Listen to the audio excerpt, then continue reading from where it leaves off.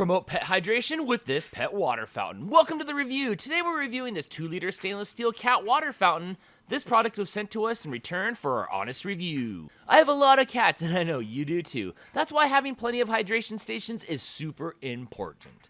Inside the box you will find the stainless steel unit, instructions, water pump, 3 filters, the wall box, and a cleaning brush. Make sure you wash the water bowl and filters thoroughly before use. I recommend changing the waters daily if possible and filters every 2 weeks.